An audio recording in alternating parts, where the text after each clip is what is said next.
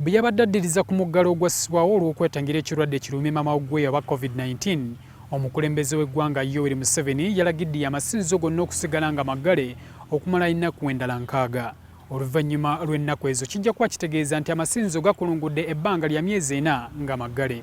Naye abaffe, kino kitegeeza ki eri bannaddiini? Emmanuel Mukiibi mubuulizi mu kkanisa 2 okuli All Saints Church Kakinzi ne Kabanyi Church of Uganda era y'omu ku baweereza ba Mukama abaasumula obugole omuggalo guno. Twakosebwa nnyo nnyini eddala mu byenfuna ewaka, tewaliwo byakulya by'okukozesa, kwegamba embeera etunyigiriza nnyo. Ono twamukulagako gye buvuddeko bwe yatuukiriza enjogera egamba nti nawe tafiira ku bbala limu ng'atandise okukuba amataffaali aggyemu ensimbi ezirabirira awaka oluvannyuma lw'amakanisa okuggalwa.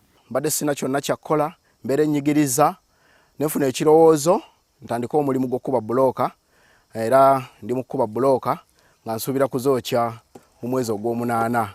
Olw'okuba nti bano baweereza ba kkanisa, ensimbi ezibabeezawo ziva mu birabo n'ekimu eky'ekkumi ebiweebwayo mu kkanisa. Ensako yaffe tugijja mu kabbo era tutunuulidde kabbo ffe nga baweereza. Mukiibi omu ku baali beesunga ennyo okwogerako omukulembeze w'eggwanga ku Lwokutaano oluwedde ng'alina essuubi nti singa wabaawo okuddiriza ku muggalo amakanisa ganaalowoozebwako ensako eno n'ekomawo. Era tubadde tusaba nnyo nga tumanyi tugenda kuggulwa, twadde tukyali awo ate era nga batwongezaayo ennaku 6. Ennaku zino 6 nazirabanga lusozi lwennyini kubanga n'amataffaali ge yakuba gakyamulimye okwokya. Sirina yadde nsimbi wenzijja ngule enku njokye bbulooka ezo. Era ekirowoozo kye nafunye ntunde bbulooka ezo, nziremu era ntabule ettaka eddala nkube bbulooka kubanga tewakyaliwo kintu kyonna kyonna kye tuyinza kuggyamu nsimbi. Nkanji Richard Savo omubuulizi w'ekkanisa ya St. Stephen's Church of Uganda Namatogonya naye omuggalo gw'amakanisa agw'ekkokola bubwe. N'okulonga okulaba nga ndabira famire yange okutambula obulungi bw'ettyo nti kyannyambako, naye kati takyasoboka nti tulina okusoomoozebwa okuliwo kaakati.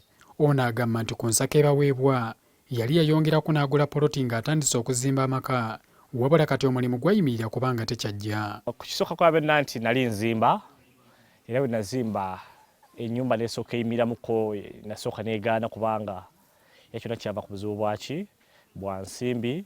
Reverend Edward Wamala omusumba w'obusumba bw'e Nnaalongo atuuse n'okujuliza ebyawandiikibwa ng'abuuza gavumenti wo bwe bagenda okuggya ekyokulya ng'amakanisa ekyagaggadde. Kubanga ne Bayibuli yakyogerako nti ataakule n'okulya taalyenga. Tulwana nnyo okulaba nti tufuna kye tulya ekitali kyangu. Kyokka twagadde okumanya lwaki bano tebeenyigira mirimu emirala egivaamu ensimbi. Ate mujjukire nti ffe tutambula buli kaseera, bakuwa transfer n'ova wano n'ogenda awalala. Kati bw'otuuka otandika okutegeka ky'onoolya.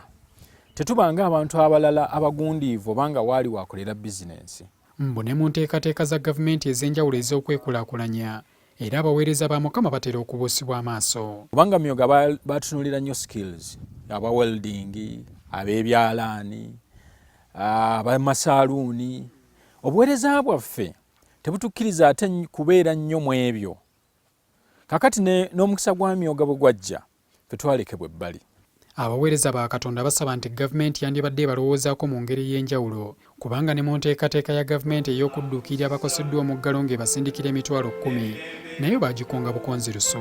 Endowooza yange eri nti n'amakanisa yandibadde agaggula, naye olw'okuba tayinza kulivaasinga kuzza mabega ki kyamaze okuyisibwa ne kiteekebwawo, kati mu nnaku 6 naffe abaweereza yandibadde atulowoozaako. Wennyongerera okukubira maama Nabbanja omulanga ti naffe abaweereza ba Katonda naffe tunyigirizibwa. Okufaananako ng'ennaku 42 ez'omuggalo ogwakaggwa ne mu zino 6 gavumenti tenavaayo na nteekateeka nnuŋŋamu yakudduukira mu baweereza ba Mukama abakoseddwa ennyo omuggalo nga bw'owulidde. Gav't, NTV Akawungeezi.